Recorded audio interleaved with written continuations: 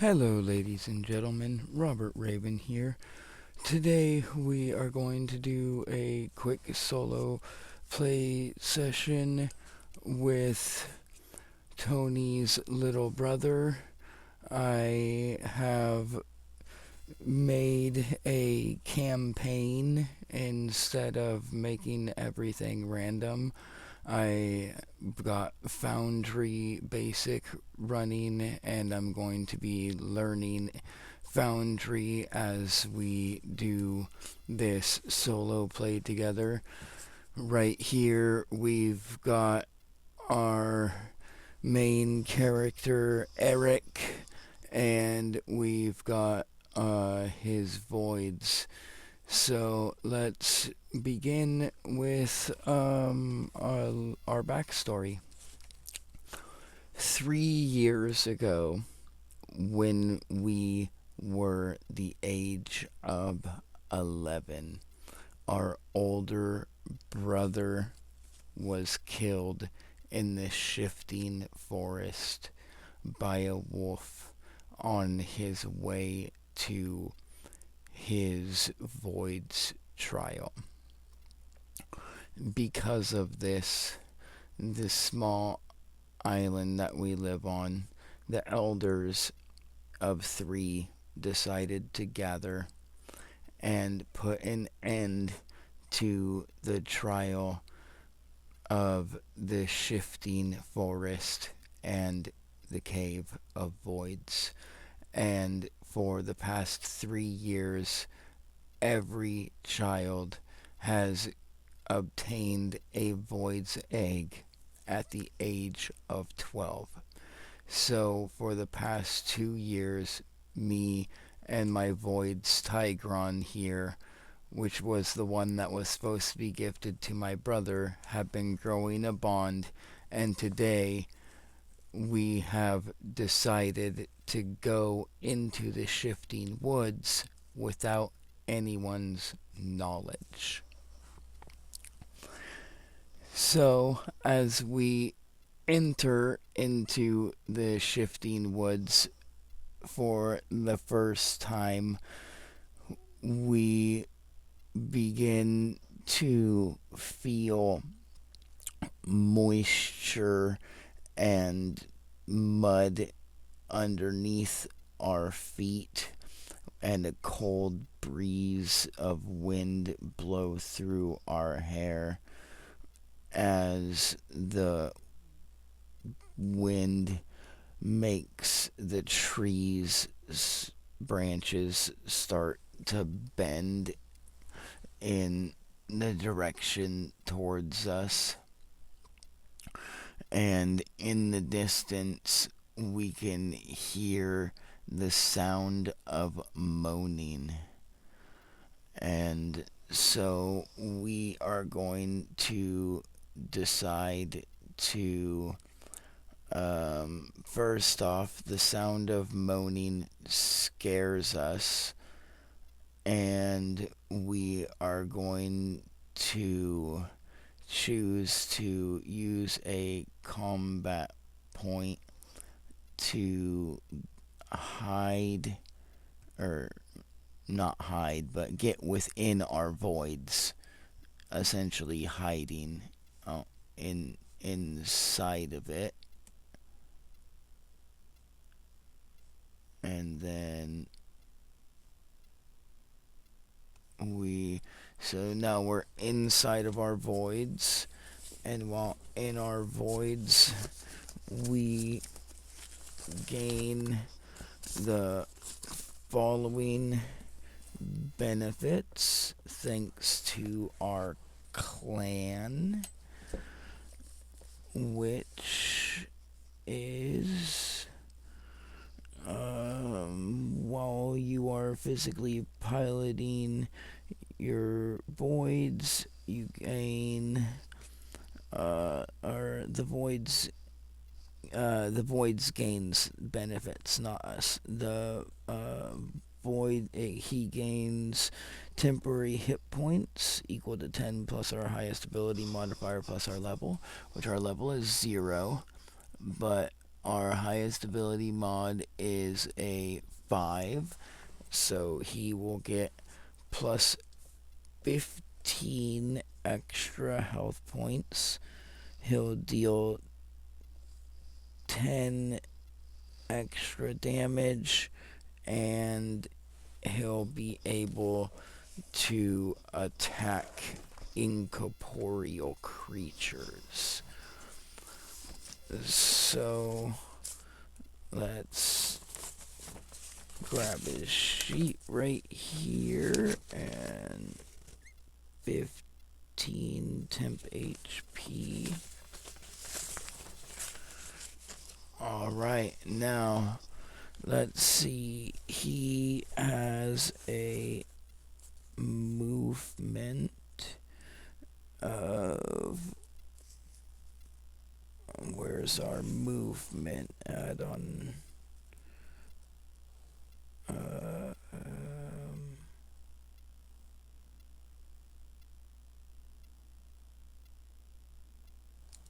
60. There it is.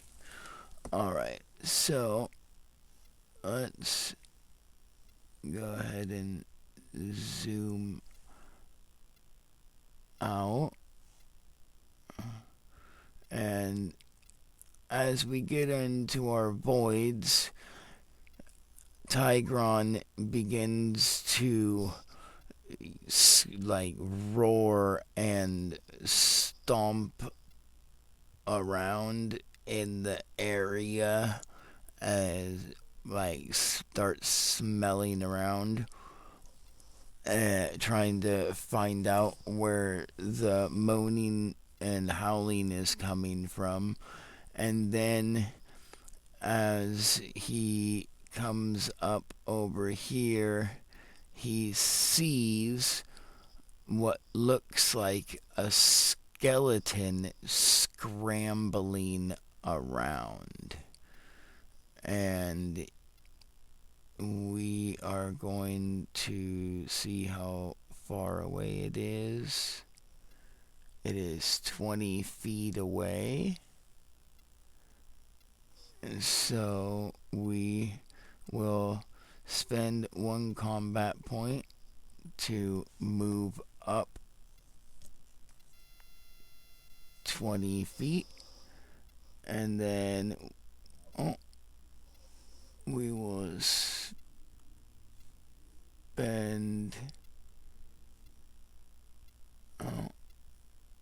1 combat point to attack for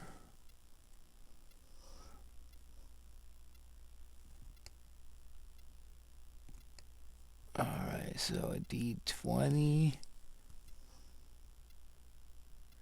and then he has a plus 12 to his base attack. So 12 plus 12 is 24. These skeletons only have 5 health, or 5 armor.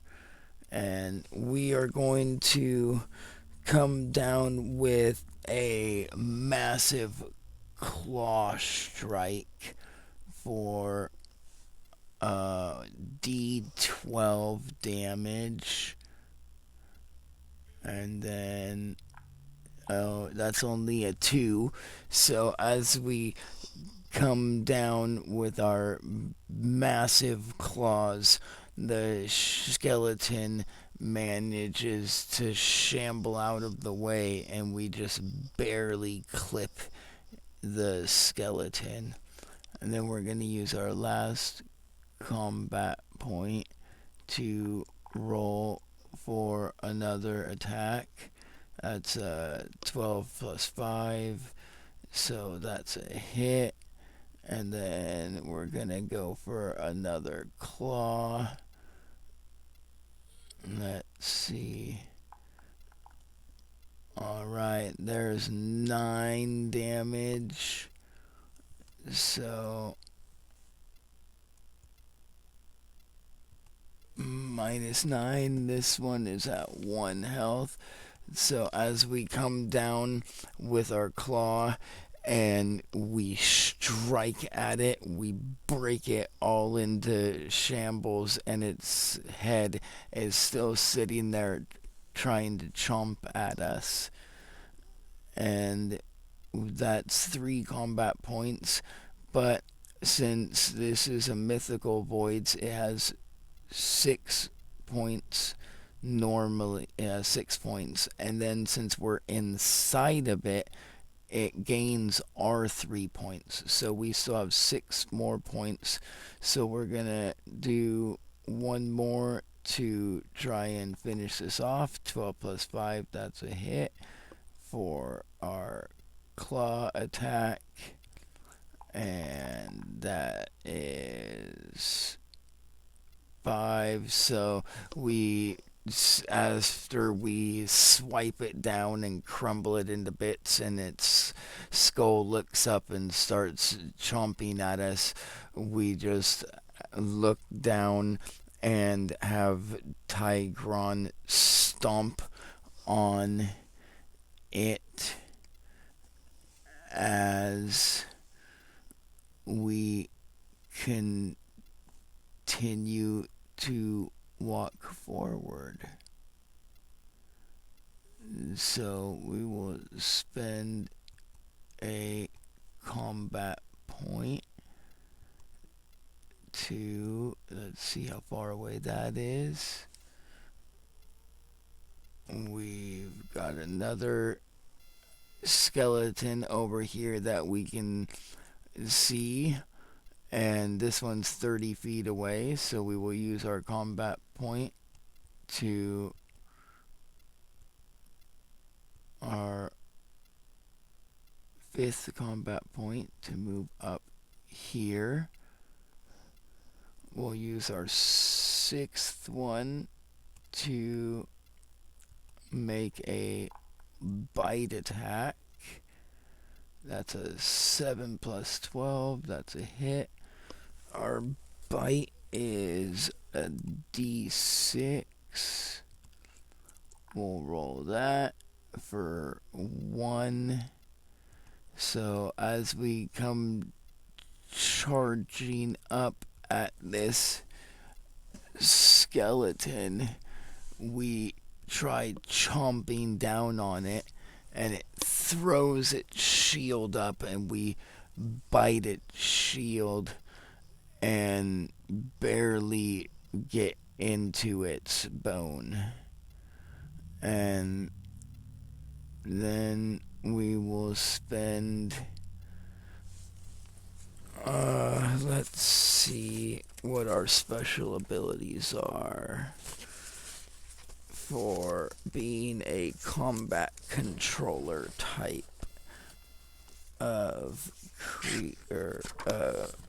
controller type for our combat creature type. So let's see, let's do elemental entanglement. For the cost of 1 combat point, this enemy or monster, this enemy or monster can target one space that is within 60 feet. This space and everything within a 30 feet radius of it automatically becomes affected by this ability. Any creature except for this enemy or monster and its allies must make a fortitude save against danger.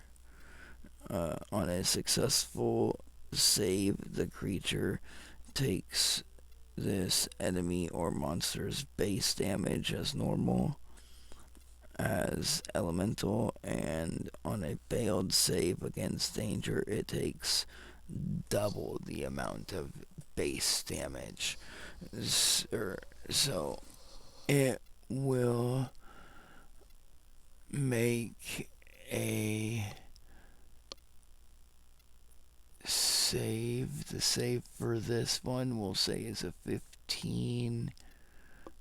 It rolls a 12, so it fails, and his base attack is 12, and so it's doubled.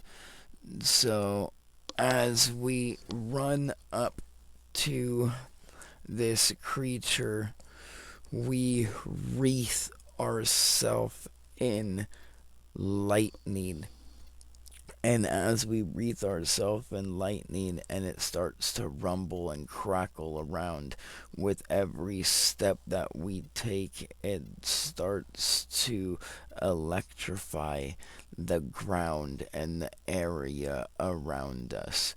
And as it does, it starts to shoot up beams of electricity in all directions in a spherical area. One of these beams strikes this skeleton, incinerating it to pieces, dealing 24 damage.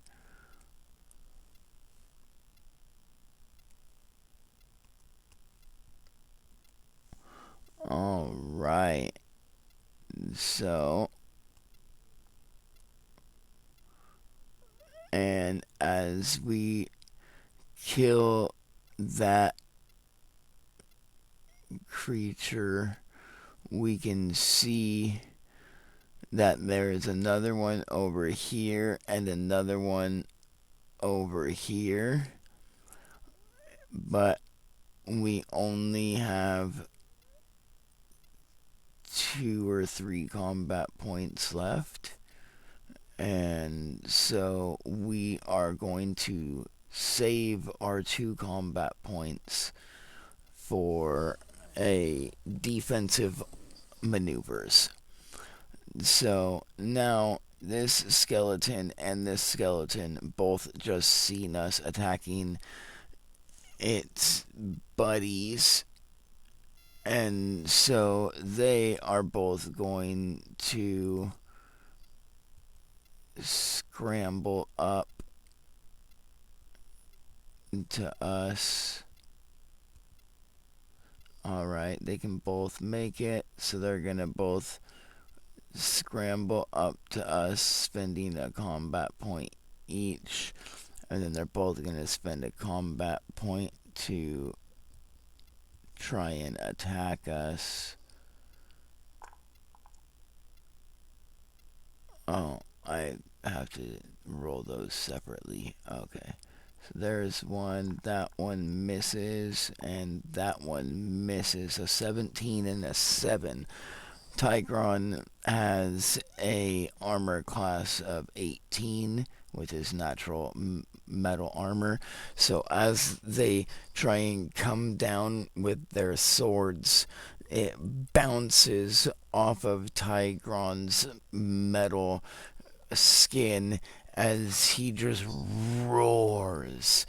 And as he roars, the ground begins to shake as he uses gravity or temporal entanglement. For the cost of 2 combat points, the enemy or monster can select one space within 120 feet, and creatures and an invisible creature or 30-foot cube, or create an invisible 30-foot cube. All creatures trapped within the cube must make a save against danger, will save, and their movement speed is cut in half on a success and 0 on a fail. So let's have these skeletons roll and see if... Alright, the first one gets a natural 20. So as we send out this invisible where's it, this invisible cube to try and capture it and slow it, it just doesn't even realize it's there. 1, because it's invisible, but 2, because it's so focused on us and its mindless rage that it just continues with its push forward.